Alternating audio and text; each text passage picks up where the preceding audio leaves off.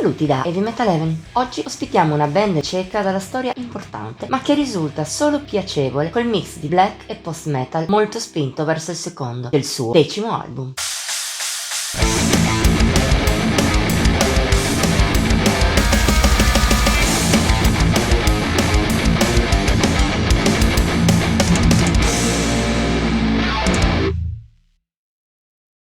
Come quasi ogni paese dell'Est Europa, anche la Cechia ha una scena black metal non celebre come altre, né molto ampia, ma con una sua dignità. In questo caso specifico, poi, la tradizione risale addirittura ai primi anni 90, con band come Master Hammer e Roots, che hanno precorso il black metal, poi esploso a livello di fama in Norvegia. È almeno in parte sul loro solco che si muove il gruppo di oggi, gli Hayden. Nati nel lontano 2003, da allora hanno portato avanti una carriera piuttosto costante e all'insegna del cambiamento. Se i primi dei 10 album pubblicati suonavano pagan black, col tempo il gruppo si è evoluto in una direzione più sperimentale, uscendo persino dall'ambito metal a un certo punto, per poi rientrare. Una tendenza confermata anche dal lavoro più recente pubblicato dagli Hayden, Tma, uscito lo scorso 24 aprile.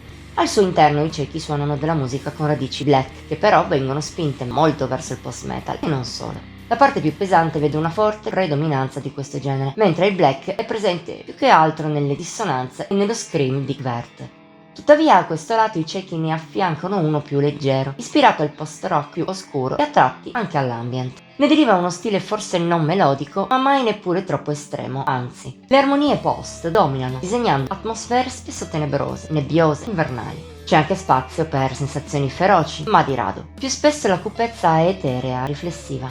È uno stile personale che ho trovato interessante. Del resto, interessanti sono anche le capacità degli Hayden. In Tma non c'è neppure un pezzo che mi faccia storcere il naso. Purtroppo però, secondo me, non c'è neppure granché che spicchi. Colpa soprattutto di una certa omogeneità di contenuti tra i vari brani. Sono presenti poche sfumature a livello di melodie come di atmosfere.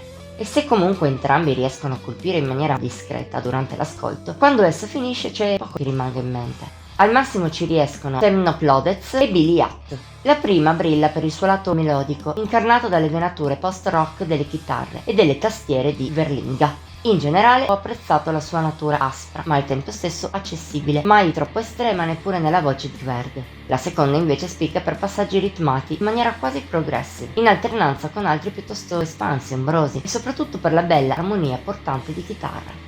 Purtroppo, come già detto, il resto della scaletta scorre molto piacevole, ma non lascia particolarmente il segno. È per questo che alla fine Tma si rivela una mezza occasione sprecata. Di sicuro è godibile per lunghi tratti, ma di certo gli Hayden possono fare di più. Il loro genere è personale e le doti mostrate lungo il disco sono notevoli, ma i cechi non sono riusciti a sfruttare questi pregi al massimo del loro potenziale. Poi, a chi ama queste sonorità posso consigliare in maniera tiepida il disco. Tuttavia non posso negare che dal gruppo, visto anche la sua lunga esperienza, spero di poter ascoltare musica ben migliore in futuro. Voto di Heavy Metal Heaven 70 su 100. Per oggi terminiamo qui. Se hai apprezzato la recensione ti esortiamo a mettere like, a condividerla e a commentarla. Puoi inoltre iscriverti al nostro canale e attivare la campanella degli avvisi per non mancare neppure uno dei contenuti pubblicati ogni settimana. Infine puoi venire a seguirci su Facebook, Instagram e Pinterest. Come sempre trovi il link qui sotto. Ci vediamo la prossima volta!